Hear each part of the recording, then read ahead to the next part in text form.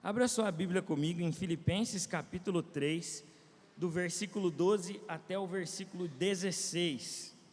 Flecha no alvo ou alvo na flecha?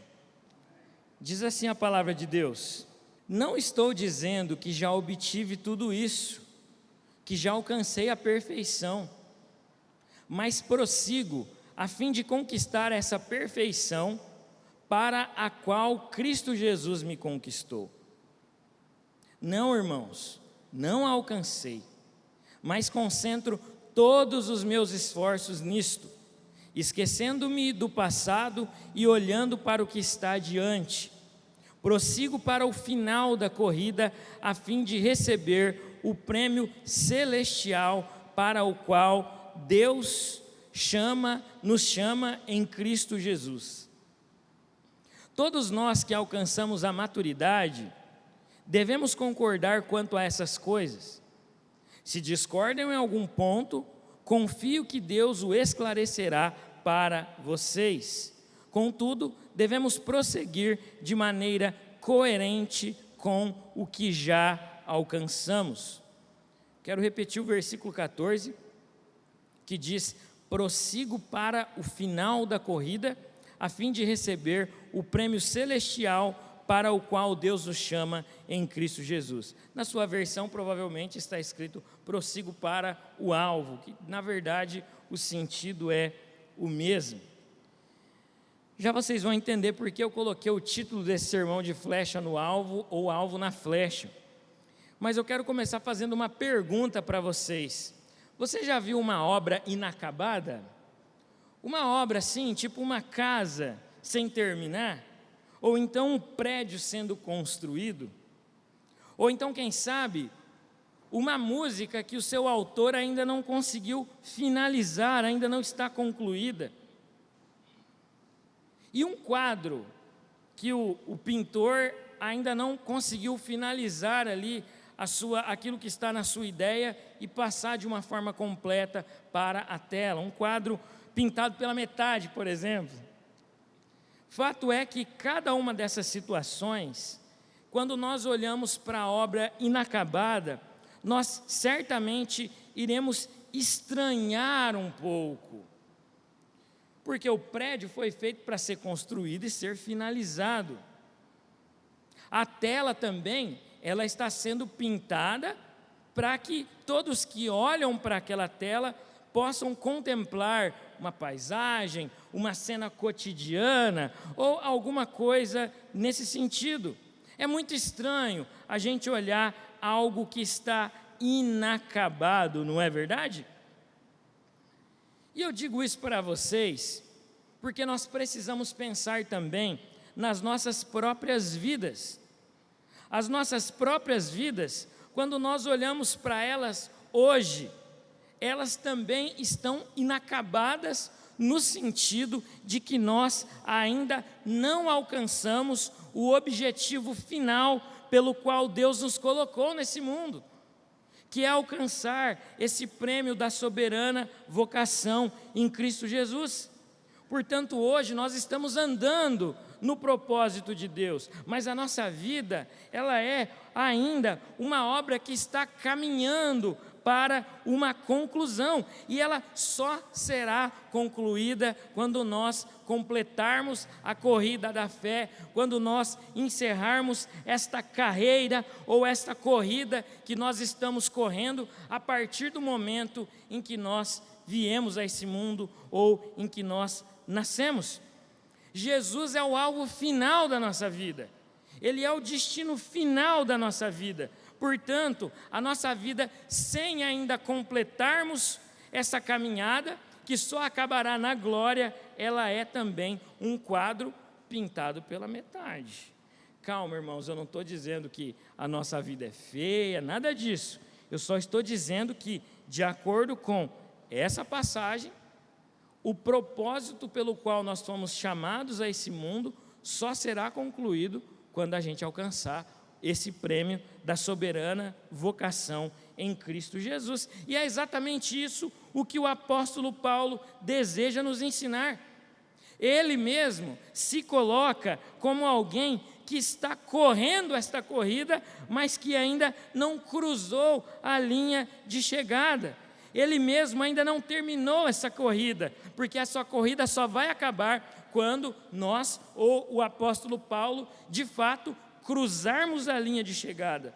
Ou este jogo, essa história, esta corrida, só irá acabar quando o juiz apitar que o jogo de verdade e necessário e objetivamente está encerrado. Então, o jogo só termina quando o juiz apita. Você já ouviu esse ditado?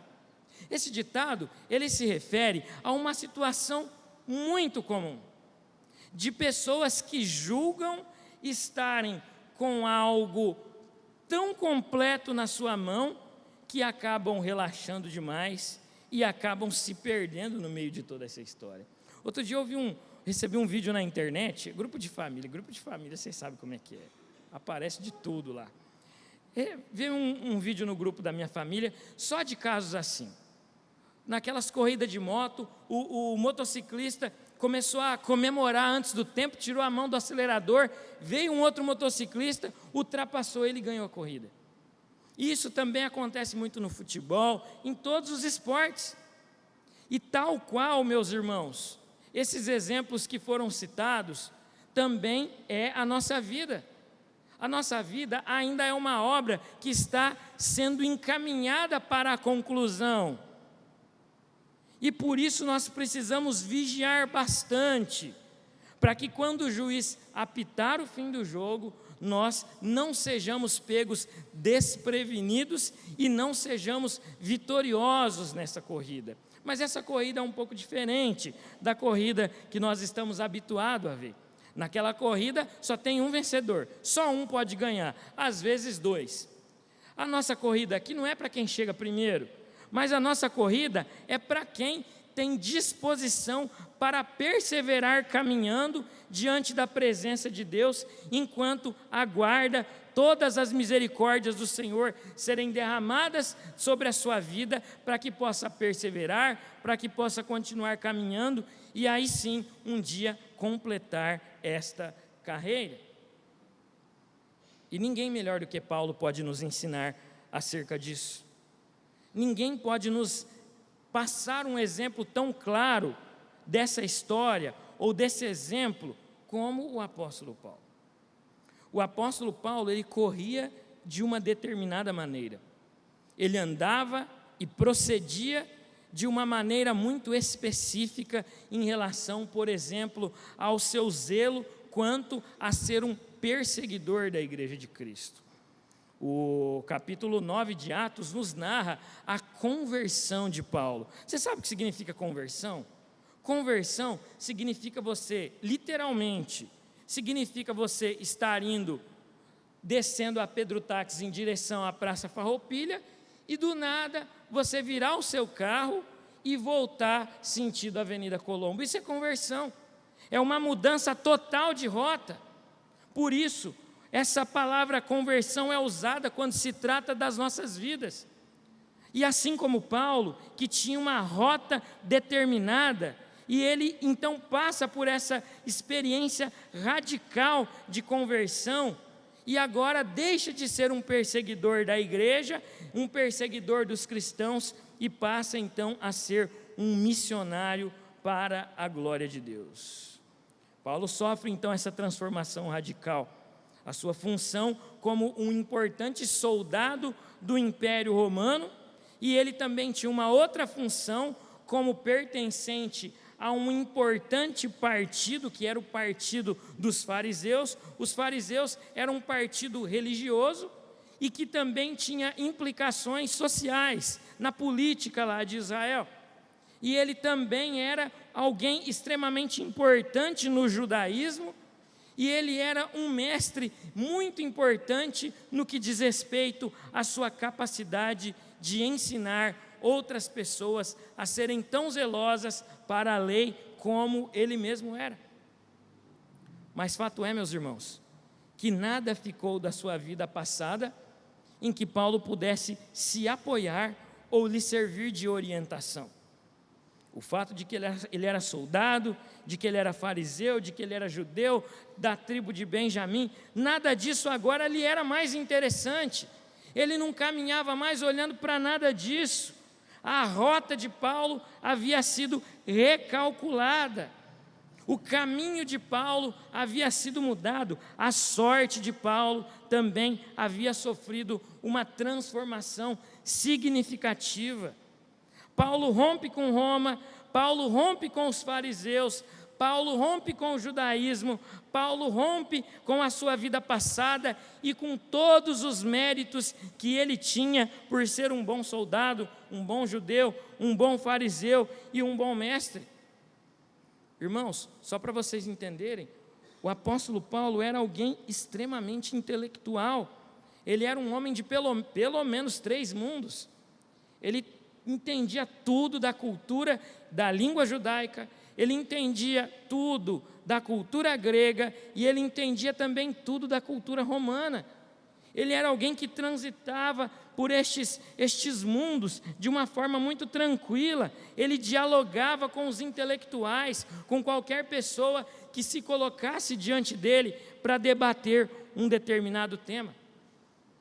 Lembra lá em Atos 17? Atos 17, você lembra da história? Ele está em Tessalônica, vai para Bereia, de Bereia ele sai fugido de novo, porque o pessoal de Tessalônica vem atrás dele. Ele entra num barco e para em Atenas,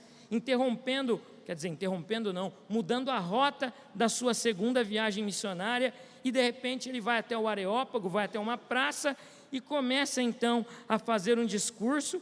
E quando a gente olha para esse capítulo de Atos, a gente vê que Paulo começa a citar a filosofia grega para os próprios gregos, só para você ter a ideia do tamanho de toda a intelectualidade do apóstolo Paulo. E ele cita também um trecho de uma poesia de um filósofo muito conhecido ali por todos os gregos, principalmente por todos os atenienses. E eu digo isso para provar para você que Paulo tinha sim muitas medalhas e ele tinha sim muitos motivos para confiar em si mesmo, na sua razão, na sua intelectualidade, na sua força e em todo o poder que ele tinha como um soldado romano. Mas o encontro de Paulo com Jesus Cristo, num primeiro momento, lhe custou muito caro. Ou melhor, esse encontro de Paulo com Cristo lhe custou absolutamente tudo, de tal maneira que aquilo que antes era algo positivo, agora o apóstolo Paulo passa a enxergar como algo negativo. Jesus Cristo é aquele que transforma sim também água em vinho, mas ele transforma, além de água em vinho, ele transforma ganho em perca. Ele faz com que um pecador arrependido como Paulo, que antes se apoiava nas suas habilidades naturais, agora considere tudo isso lixo, ou esterco, como é um dos sentidos ali da palavra grega usada para esse contexto. Em Cristo, o pecador arrependido percebe que aquilo que antes ele considerava a sua maior vitória, na verdade, significa agora, depois da sua mente transformada, a sua grande ruína e uma pedra de tropeço. Cristo inverte a ordem das prioridades no coração do pecador alcançado. E só Cristo tem esse poder de transformar algo tão importante como uma perca e como agora é algo que Paulo não estava mais se apoiando. Agora o perseguidor virou perseguido. A bússola ou o GPS de Paulo foi reconfigurado. O interesse de Paulo agora havia mudado. Paulo não é mais o perseguidor, ele agora se coloca voluntariamente como alguém que é digno de ser perseguido por amor ao nome de Jesus. E Paulo não reluta, ele aceita obedientemente esta mudança e se alegra ainda neste fato. O alvo do apóstolo Paulo agora é outro. O alvo do apóstolo Paulo agora é Cristo. O alvo do apóstolo Paulo agora é ser ressuscitado dos mortos nos últimos dias, para que o nome do Senhor seja glorificado na sua vida. Por isso que eu digo que o movimento aqui é diferente. O movimento é diferente porque, primeiro, o alvo, que é Jesus, acerta a flecha, que é Paulo, para depois chamar o apóstolo Paulo, que é a flecha, a acertar novamente o alvo, que é Jesus. Confuso. Calma, respira que eu vou explicar de novo. Jesus é o alvo, Paulo é a flecha.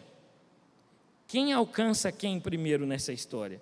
Jesus alcança Paulo primeiro. E depois de Jesus alcançar Paulo, ele diz: Paulo, agora que eu já mudei a sua rota, você precisa me seguir até o fim de todas as coisas, para que então você receba o prêmio da soberana vocação em Cristo Jesus. Olha só o que nos diz o versículo 10 e 11 do capítulo 13. Quero conhecer a Cristo e experimentar o grande poder que o ressuscitou. Quero sofrer com ele, participando da sua morte, para, de alguma forma, alcançar a ressurreição dos mortos. O alvo de Paulo estava bem definido. O alvo de Paulo era a ressurreição dos mortos, junto com o dia do Senhor. Paulo ainda está correndo para alcançar este tempo que lhe está reservado no futuro próximo. Portanto, Paulo sabe que precisa esperar enquanto caminha rumo a esse alvo que é Jesus. E assim, meus irmãos, como Paulo, que também caminhou rumo a esse alvo, nós que somos filhos de Deus também precisamos caminhar para lá. Esse é o convite do apóstolo Paulo a nós, que nós precisamos mirar no alvo e lançar a flecha, para que então nós possamos ser aprovados e ressuscitar dos mortos no dia do Senhor, para que o nome de Deus seja adorado e glorificado por todos nós nesta caminhada, agora não mais nesse mundo, mas depois da ressurreição, lá na eternidade com Cristo. E a grande pergunta que eu vou responder para você nesse sermão é: o que eu devo fazer para permanecer firme e completar esta caminhada? Como caminhar e não se desviar desse caminho? Como permanecer com os olhos fixos em Jesus diante de todas as lutas que nós enfrentamos? Como permanecer firmes na nossa fé, guardando a nossa salvação debaixo da graça de Deus, caminhando nesse mundo de caminhos tão estranhos e tortuosos que às vezes parecem contribuir para nos tirar da rota que o Senhor quer nos colocar ou que o Senhor já nos colocou. Presta atenção.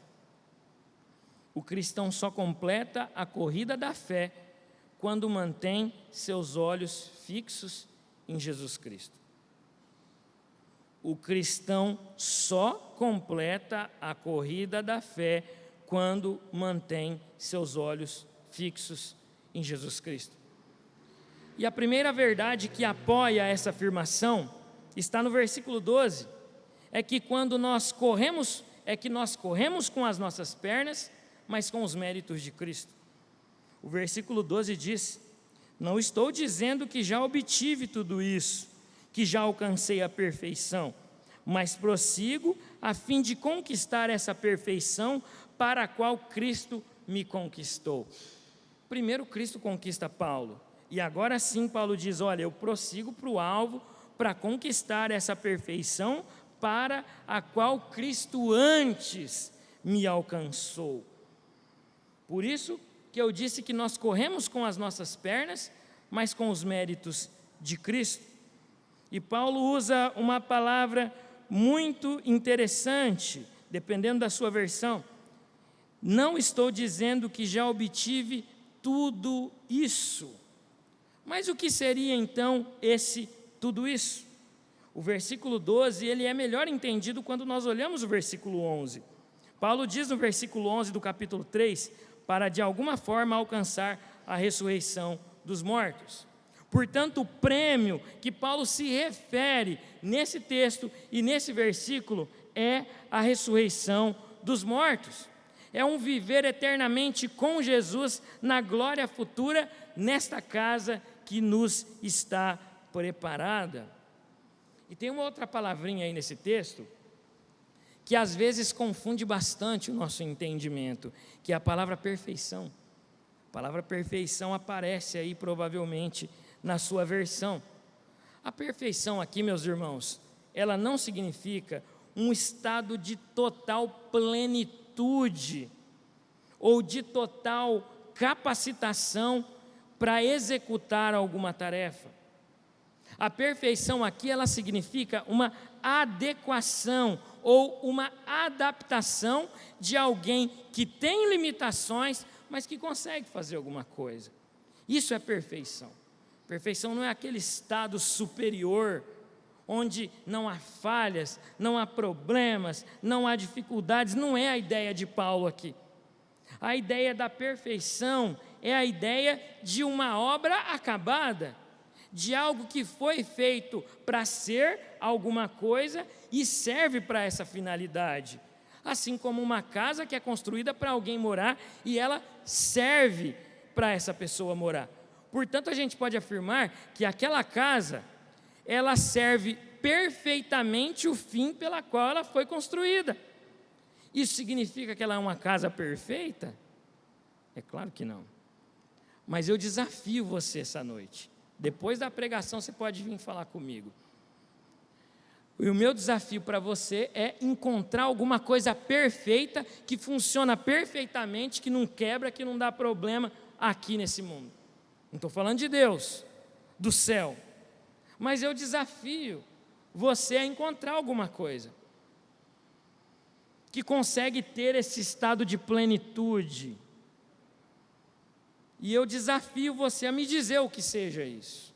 Algo que não se corrói com o tempo, algo que não passe com o tempo, algo que não seja duramente afetado à medida que o tempo vai avançando. Portanto, a perfeição aqui é a ideia de algo capacitado para executar alguma tarefa, mesmo sendo alguém ou alguma coisa imperfeita. E eu vou usar aqui o exemplo de um carro. Um carro é um exemplo claro disso. Ele serve perfeitamente para a finalidade pelo qual ele foi feito, para te levar lá nos lugares, para você trabalhar, para você viajar. Mas às vezes ele dá problema. Ele serve para você perfeitamente, mas ele dá problema, ele quebra, ele dá problema no motor, às vezes até funde. Ou às vezes batem nele, alguém bate no nosso carro. Mas o fato é, meus irmãos, que a perfeição aqui, ela traz essa ideia. E lembrando que esse estado de perfeição plena, nós só iremos atingir quando o Senhor completar a boa obra que um dia Ele começou nas nossas vidas. Lembra? Filipenses 1,6? E essa finalização desta boa obra vai acontecer quando Cristo voltar e nos levar para Ele mesmo. Lá no céu nós sim seremos perfeitos. Lá a gente não vai ficar doente mais, a gente não vai ter problemas mais, falta de dinheiro, problema na família. Lá nada disso vai nos abalar, vai nos atingir. Mas o problema é que, assim como nos dias de Paulo, que provavelmente lidava com pessoas que se consideravam perfeitas, hoje em dia nós também precisamos lidar com pessoas que tentam a todo custo impor um ideal de perfeição nas coisas que ele faz ou nas coisas que ele exige que você faça. Ninguém é perfeito, mas às vezes a pessoa quer tanta perfeição que ela não tem, porque ninguém tem capacidade de ser perfeito, mas ela cobra você que você seja perfeito. E provavelmente Paulo lidava na igreja de Filipos com aquelas pessoas que faziam aquela pergunta do tipo, acho que você já ouviu isso, sabe aquela pessoa que às vezes sei lá, em qualquer lugar aí da rua, da cidade, do trabalho, ela chega e fala: você sabe com quem que você está falando? Você já ouviu alguém dizer assim? Eu já. Provavelmente Paulo lidava com esse tipo de gente que tinha orgulho de arrancar do seu bolso a sua identidade espiritual, ou a sua carteirinha de membro do partido dos fariseus e tentar algumas vantagens. Na mente dessas pessoas, meus irmãos, é como se Deus fosse obrigado a salvá-los e a fazer algumas coisas, porque eles têm algumas qualificações, e realmente eles têm. Eles chegam e dizem: olha aqui, ó, está aqui a minha carteirinha, eu sou um pastor. Não, o pastor não faz isso. Pecado, gente. Perdoa. O pastor não faz essas coisas, não. Vou mudar a profissão, tá? Não, mas não pode ser a profissão de ninguém que está aqui. Tem que ser uma profissão que não tem aqui. Aí vai ser difícil, né? Se eu falar contador, tem o Léo. Tem empresário, tem funcionário público, tem tudo aqui. Então eu vou usar pastor mesmo. Mas que chega, às vezes, com a sua insígnia. Insígnia é aquela... São as coisas que os soldados usam com as suas condecorações. É uma estrela por prêmio de mérito não sei da onde, e coisas do tipo. Pessoas que usam as suas insígnias para forçar a porta, para tentar obrigar as pessoas a se submeterem a uma autoridade que, na verdade, existe, mas que não é tão grande assim quanto ela pensa. Deus não está nem aí para esse tipo de insígnia. A única insígnia que vai nos fazer acessar a casa do Pai é o sangue de Jesus. Fora isso, pode ser o que for. Mestre, doutor, PhD, pastor, qualquer profissão. Para Deus isso não vai ser nada relevante no que diz respeito à nossa salvação. É claro que foi Ele que nos dotou com esses dons, que nos deu estes dons. Mas essas pessoas provavelmente agiam dessa maneira, se utilizavam dessa forma de lidar para passar por cima das regras de um lugar, por exemplo, para que então eles pudessem desfrutar da supremacia que imaginavam que tinha. Os fariseus se orientavam em si mesmos, em seus próprios méritos passados, e esqueciam-se do seu presente. Não à toa, o apóstolo Paulo diz exatamente assim em Filipenses capítulo 3, versículo 4. Presta atenção nessa leitura. Ainda que se outros pensam ter motivos para confiar nos próprios esforços, eu teria ainda mais. O que Paulo está dizendo? Ele está dizendo assim: se alguém aqui dentre vocês acha que isso aí que vocês são é motivo para vocês confiarem nos seus esforços, eu teria mais motivo para confiar nos meus do que você para confiar nos seus. E por quê? Versículo 5, presta atenção. Fui circuncidado com 8 dias de vida. Sou israelita de nascimento, da tribo de Benjamim, um verdadeiro hebreu, não um hebreu misturado, sabe aquele hebreu meio, desculpa irmãos a expressão, meio vira-lata? O cara era um hebreu vira-lata que estava na igreja, tinha misturado com samaritano, com não sei quem, com caldeu, e estava dando uma de judeu puro sangue. E Paulo diz: eu sou um hebreu verdadeiro, eu sou da tribo de Benjamim, eu tenho mais motivo para confiar, teria mais motivo para confiar na minha própria experiência do que você. E ele continua: era membro dos fariseus e extremamente obediente à lei judaica. Para você entrar no partido dos fariseus, você tinha que ser um grande mestre. Eles não aceitavam qualquer um. Um fariseu era a elite do povo judeu. Eram os melhores mestres da lei que poderiam entrar no partido dos fariseus após passar por um rigoroso processo. E Paulo estava lá dentro. E ele continua: E quanto à justiça, cumpria a lei com todo o rigor. Versículo 7 diz: eu pensava que essas coisas eram valiosas, mas agora as considero insignificantes por causa de Cristo. Paulo tinha mais qualificações do que essas pessoas. Naquela roda de conversa, ele se sobressaía, ele era maior, mas agora ele diz que não consideraria mais nada disso, e que aquilo que poderia ser para ele um motivo para ele confiar em si, ele estava abandonando, conforme ele mesmo diz aqui no versículo 8, eu considero tudo isso agora menos do que lixo, na versão da NVT. Ninguém tinha mais qualificações do que Paulo.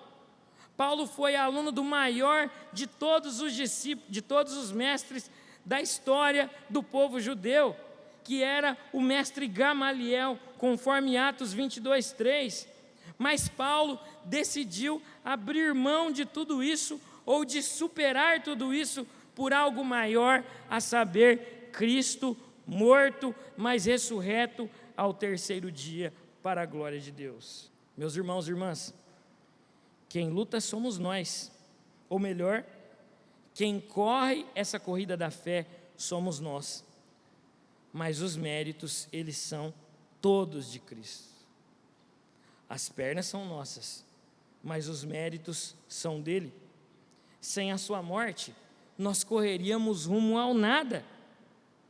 Sem a sua morte, nós nos cansaríamos sem jamais chegar a lugar algum.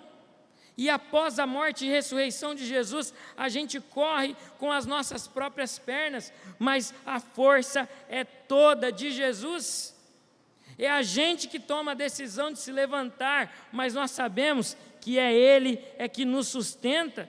A gente sabe que precisa trabalhar e trabalha, mas é Ele quem nos abriu as portas para que nós, através do nosso trabalho, pudéssemos então glorificar o nome dEle. Meus irmãos, Paulo está o tempo todo nos ensinando a desenvolver aquilo que Deus tem para nós, trabalhar, levantar, comer, mas a não confiar em nada disso, mas confiar apenas em Deus, que é quem nos capacita para cada uma dessas tarefas. E a pergunta que eu faço a você essa noite é: na força de quem você tem corrido? Na sua ou na força daquele que tem todo o poder nas suas mãos para nos fazer correr sem nos cansar? Qual tem sido a sua motivação nessa caminhada? A sua glória ou a glória de Deus?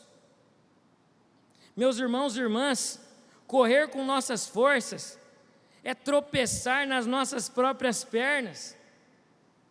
Só quem corre com as forças de Cristo é que não tropeça e não cai. Por isso nós precisamos olhar para Jesus.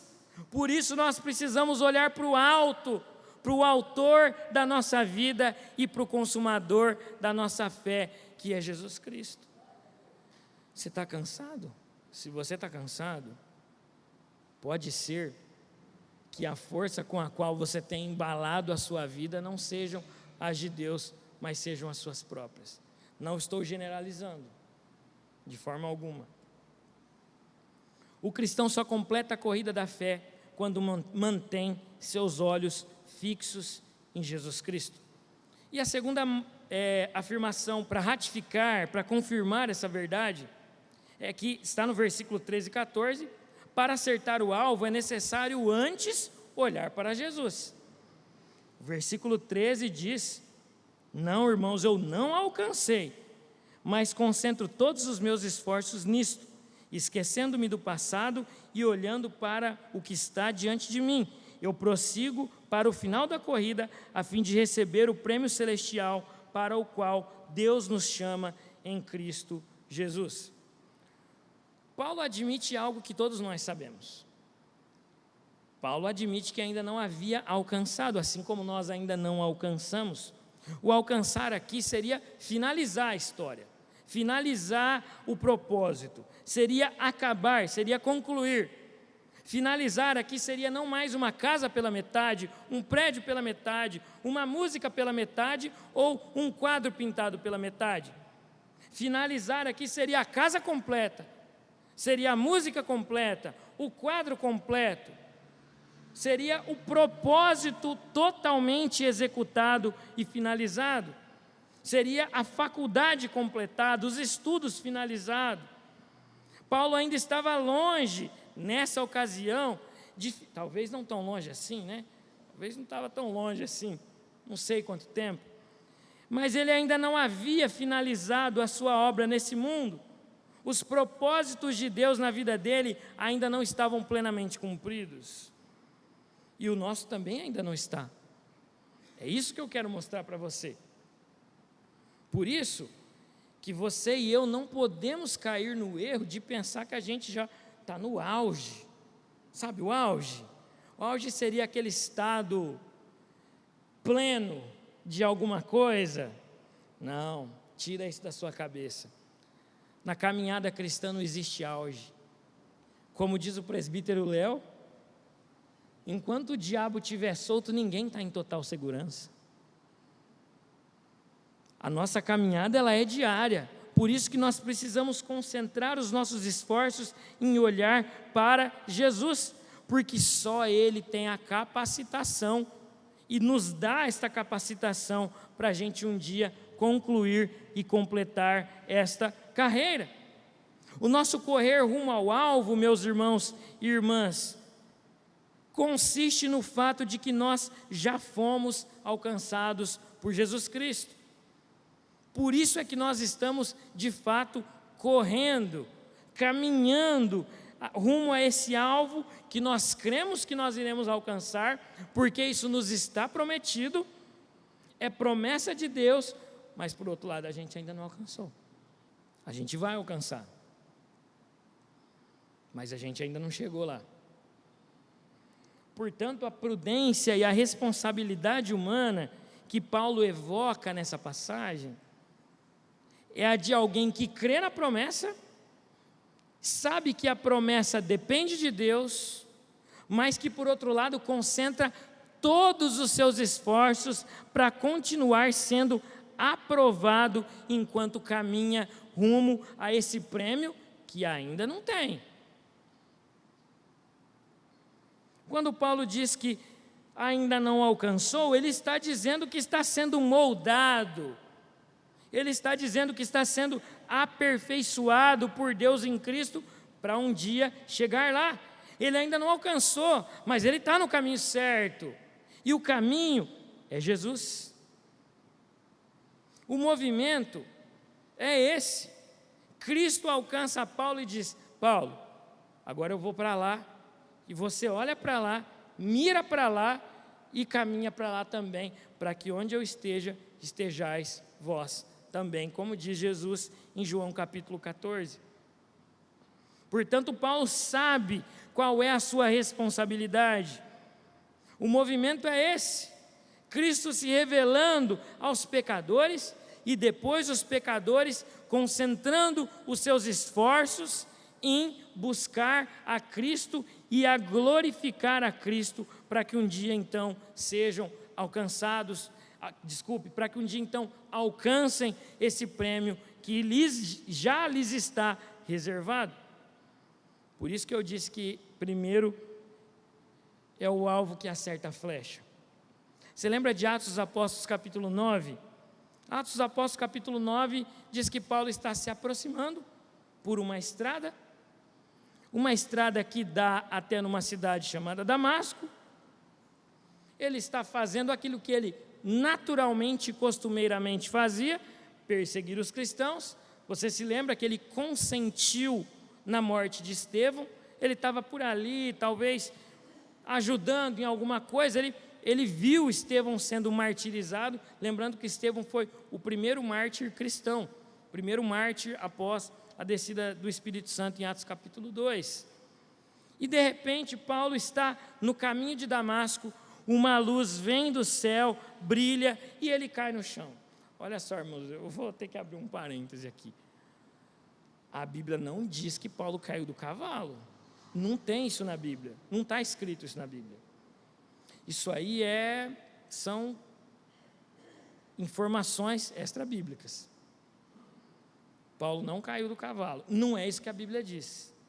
As viagens eram feitas sempre de cavalo e diz que ele caiu no chão.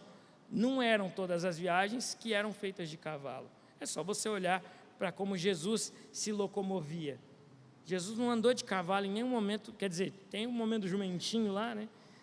Mas não eram todas as pessoas que se locomoviam o tempo todo de cavalo. Fato é que o texto não diz, não tem cavalo aqui. Diz que Paulo caiu no chão depois de ser atingido por essa luz que brilhou do céu, e aí depois aconteceu aquilo que você sabe.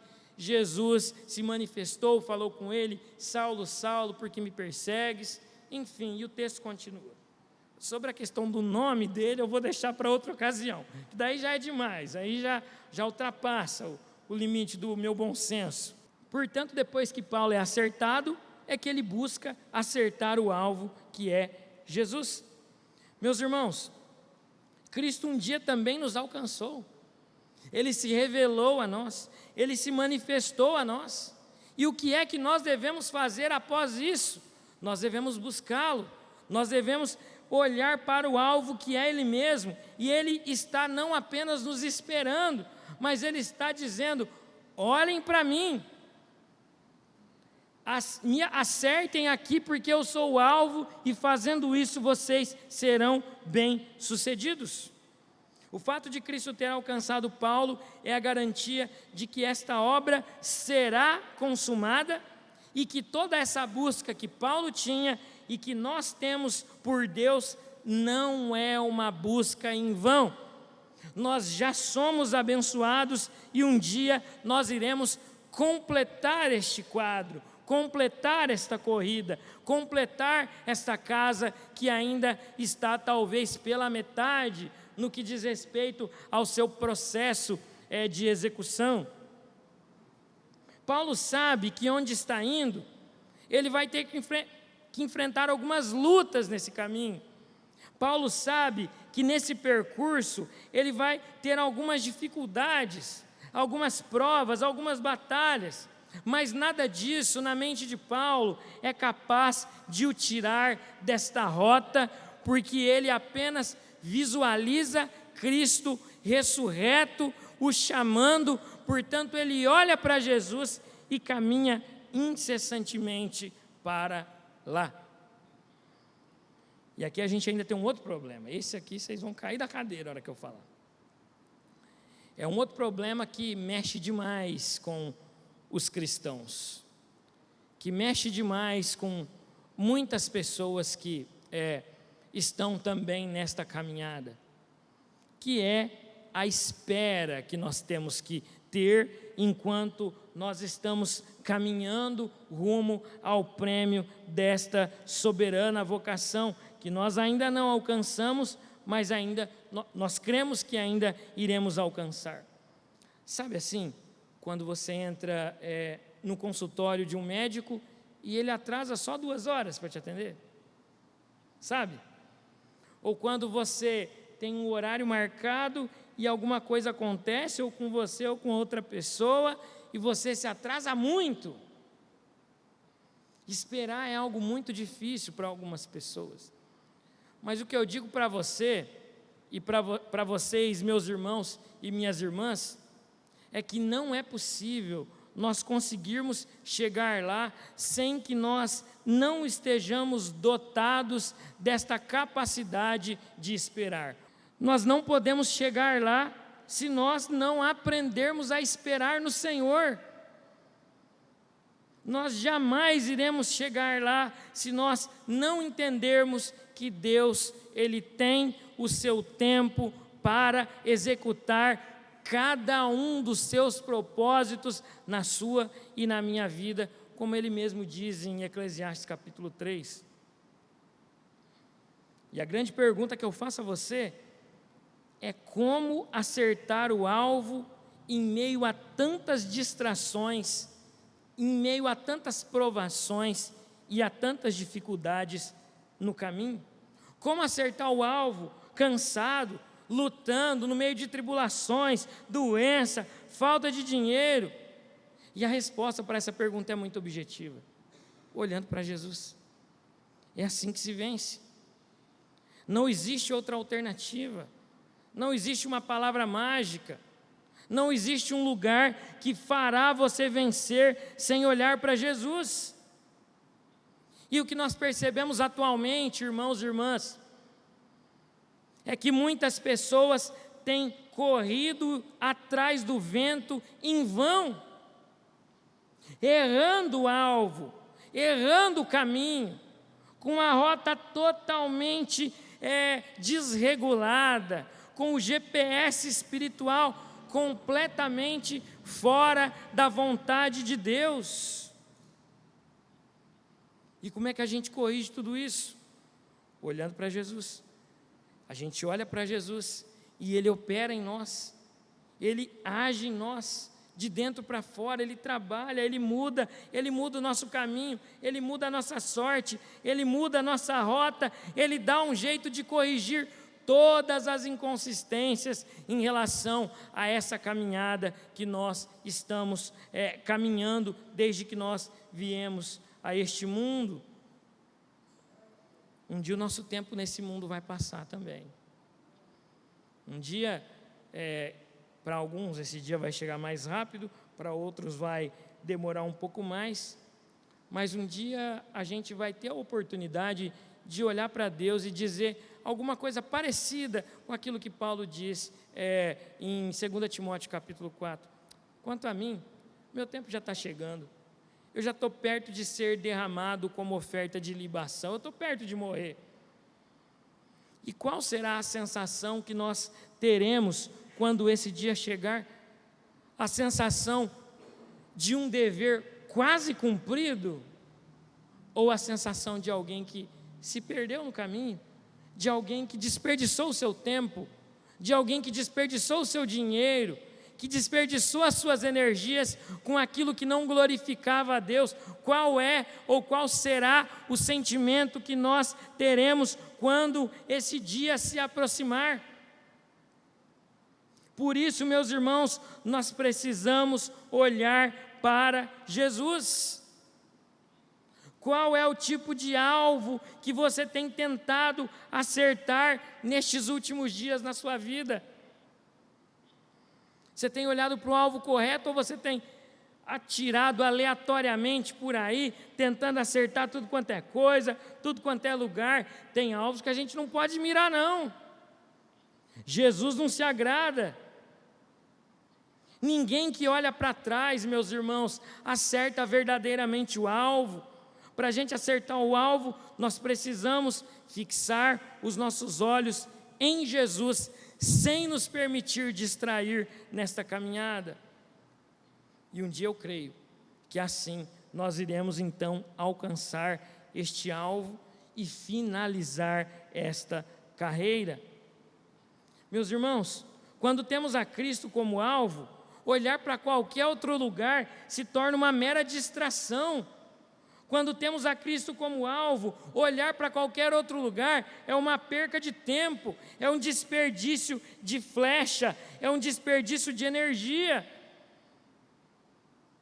Nós temos que evitar estas distrações. E eu torno a fazer essa pergunta: para onde você tem olhado? Para onde nós temos olhado? Nós temos olhado para os outros, para nós mesmos, ou nós temos olhado para Cristo, que é quem nos espera, que é quem nos chama e que é quem um dia nos convidou para si, nos comprando em troca do seu sangue derramado na cruz do Calvário?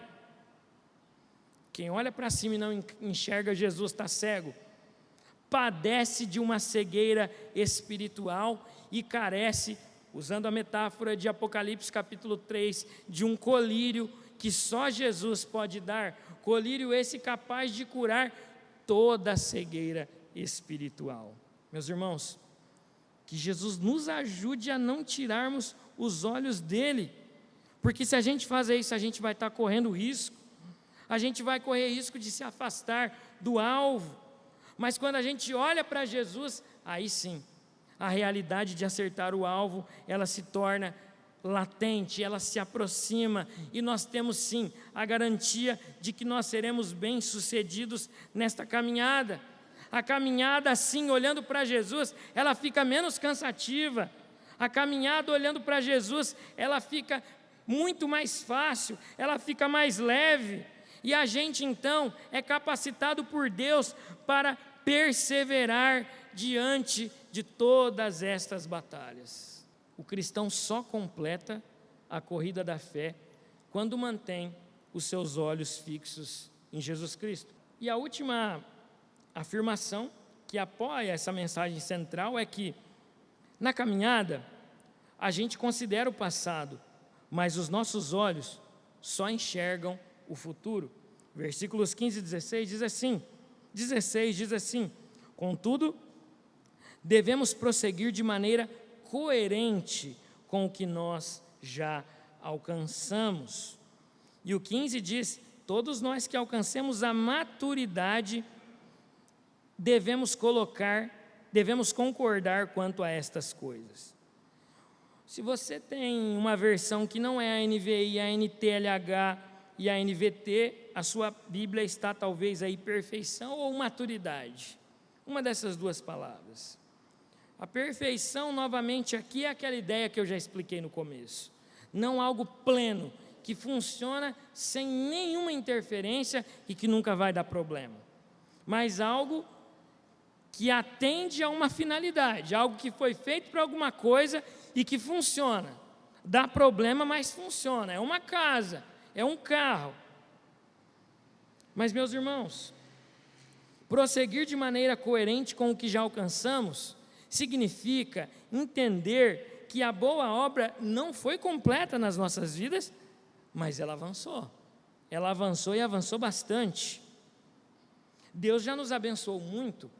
Ele nos guardou, Ele nos abençoou, nos sustentou, Ele nos deu inúmeros livramentos. A gente ainda não completou a carreira, mas um dia a gente vai completar.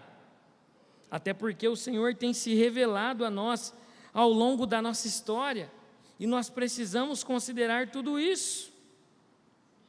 E a pergunta que eu faço a você é: como é que a gente tem se comportado em meio a esse contexto? Será que nós levamos em consideração o passado, de que nós somos abençoados pelo Senhor, já fomos inumeramente abençoados pelo Senhor em outras ocasiões? Será que nós temos entendido isso? E a gente precisa entender isso, mas a gente não pode descuidar lá da frente, olhar para frente, olhar para o alvo, porque Jesus está lá. Deus é o mesmo ontem, hoje e eternamente, mas Jesus, Ele nos chama do alto, e é para lá que os nossos olhos devem ser direcionados para que nós sejamos bem-sucedidos nesta carreira. E nós temos comportado como? Como pessoas abençoadas pelo Senhor que nós somos? Ou será que a gente tem caminhado de uma forma ingrata diante de Deus? Sabe aquela pessoa que às vezes mais reclama do que agradece? Que se esquece de que algumas lutas que já enfrentou foram muito maiores do que algumas que está enfrentando, e que Deus, na sua soberania, Ele cuidou de cada detalhe da vida dessa pessoa. Quem será que nós temos sido no meio de todas essas informações e no meio dessa caminhada? Nós temos nos comportado como alguém que considera estas bênçãos e que somos gratos a ela, ou nós temos nos comportado como filhos ingratos e mimados, que se esquecem em um segundo tudo aquilo que o pai fez, só porque o pai está se negando ao atender na hora que ele deseja? Quem nós temos sido? Muitas pessoas são tentadas diariamente a abandonar a sua fé, a se desviar dos caminhos do Senhor, e nós precisamos, meus irmãos, nos lembrar de que toda essa história da caminhada da fé, ela parece às vezes muito barata a nós, mas ela custou a vida de Jesus. Ela é barata a nós porque a gente aceitou, a gente entregou a vida, passa por umas lutas de vez em quando, Mas o fato é que custou a vida de Jesus, e não só a vida, mas Jesus foi humilhado. Ele aguentou e suportou tudo aquilo por amor a nós, para nos salvar em obediência ao Pai. Parece barato para nós, mas custou a vida de Jesus Cristo, o Filho unigênito de Deus e o único que morreu sem pecado na história de toda a redenção e na história da humanidade. Por isso, meus irmãos, que nós precisamos perseverar. Por isso que nós precisamos caminhar rumo ao alvo que nos aguarda e que nos espera. Bom, mas o prêmio ele só vai ser entregado a nós, como eu disse no início, quando a gente cruzar a linha de chegada. Tem que ter calma, tem que esperar. Deus tem o seu tempo, Deus tem os seus meios, Deus tem a sua maneira, Ele tem os seus propósitos, Ele tem o jeito de fazer aquilo que Ele faz ou que Ele ainda fará nas nossas vidas. Portanto, quando nós formos tentados a abandonar a Deus, nós precisamos nos lembrar que até aqui Ele nos ajudou. E que Ele nos chama, apesar das lutas, a olharmos fixamente para Ele, a fim de que consigamos então encontrar a força dEle, para que a gente possa caminhar num caminho de perseverança. Os que já se foram têm uma vantagem sobre nós. Eles estão lá no estado intermediário, dormindo, aguardando então o Senhor voltar para serem ressuscitados por Jesus Cristo. E nós, que ainda não estamos nesse estado intermediário, nós ainda não morremos, nós precisamos também nos alinhar a esta vontade de Deus, a esta graça de Deus e a esse cuidado de Deus sobre as nossas vidas.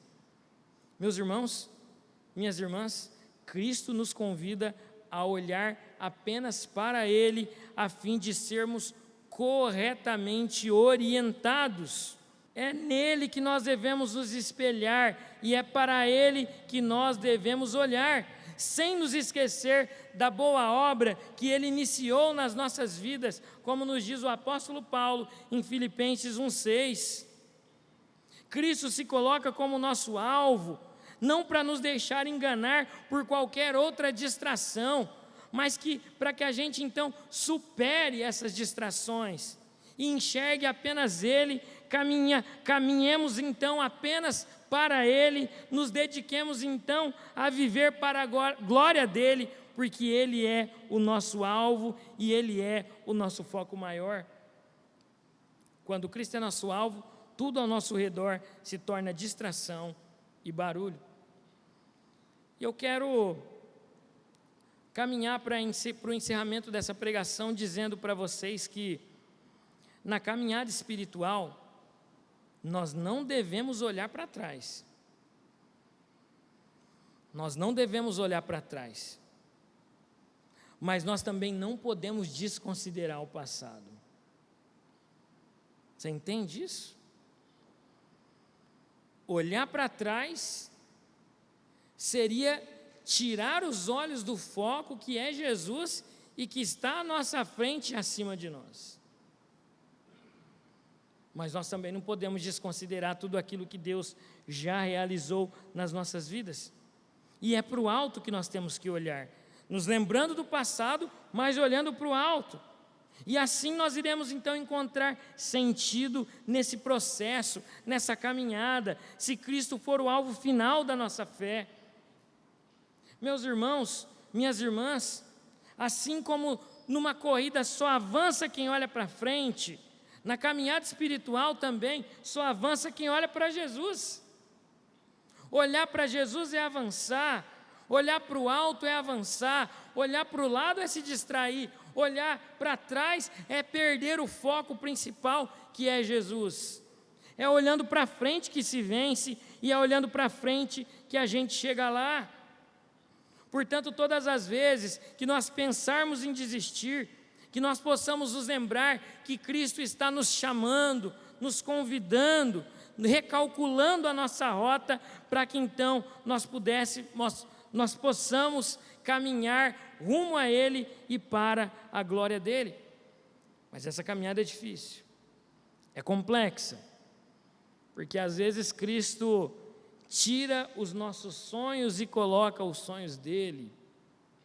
Às vezes Ele tira o nosso coração e coloca o coração dele. Ele tira a nossa vontade e coloca a vontade dele. Ou, nas palavras de um livro muito conhecido que tem aí, o Deus que destrói sonhos. Às vezes Ele faz isso. Tem pessoas que às vezes tinham um sonho, mas Deus foi lá e mudou a rota dessa pessoa, e essa pessoa foi então transformada, recalculou tudo, e hoje segue rumo ao alvo, que é Jesus. Mas, meus irmãos, quando nós servimos a Jesus e a gente erra o alvo, Ele sempre nos dá a oportunidade de lançar uma nova flecha em direção a Ele, não sem antes fazer o nosso coração arder de tremor, mas Ele sempre nos dá a oportunidade de lançar uma nova flecha. É verdade, é isso mesmo que eu quis dizer. Às vezes nós somos enganados pelo nosso próprio coração e miramos um alvo errado. Às vezes a gente busca a glória própria, às vezes a gente busca o mérito pessoal, às vezes a gente busca a paz nos lugares, posição social, nas pessoas, no dinheiro.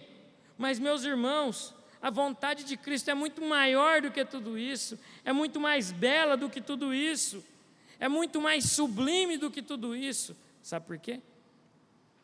Porque tudo isso vai se desfazer nos últimos dias, quando Jesus voltar para buscar a sua igreja.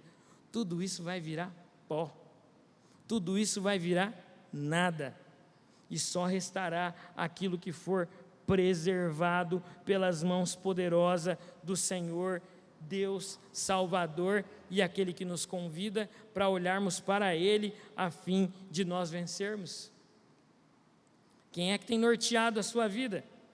Quem é que tem sido o alvo e o foco da sua vida? Você tem olhado para Jesus ou você tem olhado para a situação, para a circunstância, para a dificuldade financeira, para a política? Irmãos, nós precisamos enfrentar todas essas barreiras. Elas estão aí, faz parte da nossa realidade, mas nós precisamos olhar para Jesus, e aí sim nós iremos superar a cada uma delas. Aleluia. O cristão só completa a corrida da fé quando mantém os seus olhos fixos em Cristo. Você que está aqui essa noite, eu te convido a olhar para Jesus, a fixar os seus olhos na pessoa dele. Aleluia.